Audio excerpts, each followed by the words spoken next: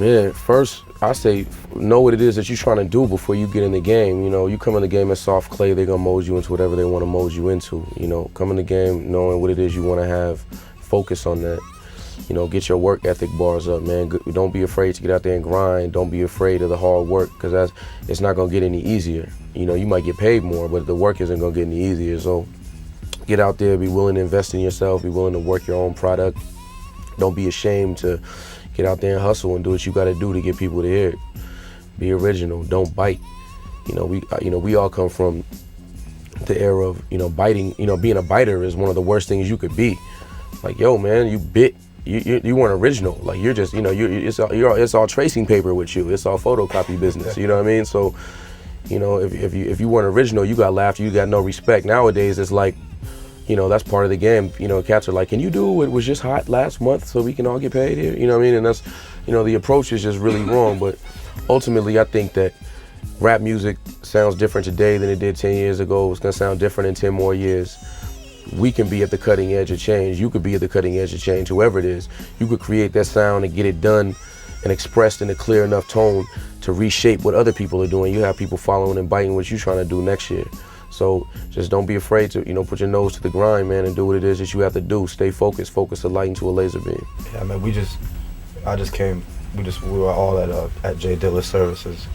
You know, God bless Jay Dilla, man. And it just really occurred to me at that point, when you're gone, like, what are you leaving behind, you know? And like, I looked at his discography and his eulogy, and it was just like, he did so much work, and I didn't care about whether any of them songs were on the radio or video or any of that, because at that point I just realized what an innovator he was, and what a trendsetter he was, and what his music meant to him. And all said and done, you know, you could have radio hits, you could be on TV, on video, but that doesn't mean that you're gonna leave a message when you're gone, man. If you're chasing formulas, that flies away in the wind, you know. So all said and done, I feel like, what are you gonna leave behind? And I think if you really stand for something and mean something to the people, you know, I didn't even know Dilla, but it affected me so much because of what he stood for. And that's my main goal at this point, is just do what I feel and really try to leave a mark on this earth, man.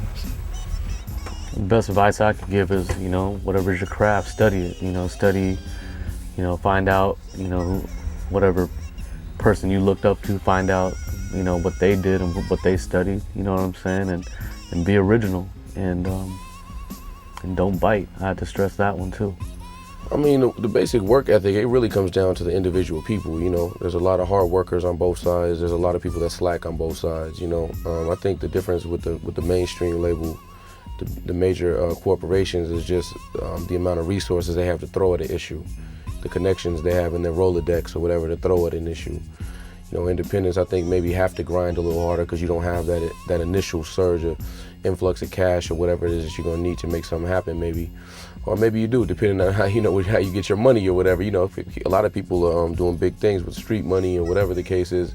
You know, a lot of cats that would like you to have a believe it's street money are really, you know, getting inherents and you know, all types of things like that. So there's a lot of funny style cats in the game, man, that would have you believe they're out there on the corners, man. But it just depends on what corner it is. There's a lot of corners in the world, you know what I mean? So but I think when it comes down to it, as far as ABB and Capital, we're still with ABB regardless of what our situation with Capital has been or ever will be.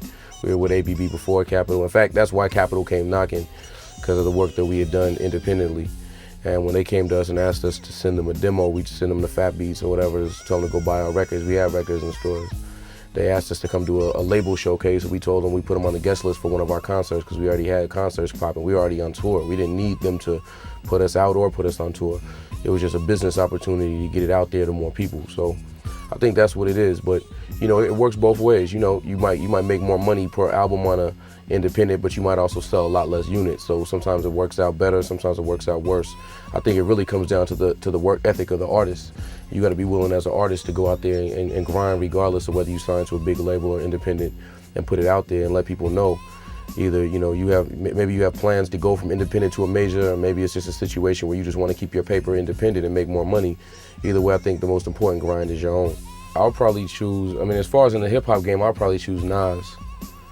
I think he has a good balance of battle rhymes, street rhymes, conscious rhymes, records. He can make records for the radio and everything else. As far as making records, But there's a lot of people out there, man. I love to find D'Angelo, see what he's doing, man. See what's cracking with him. Outkast, you know what I mean? Like as far as diversity, doing crazy things. There's a lot of people out there.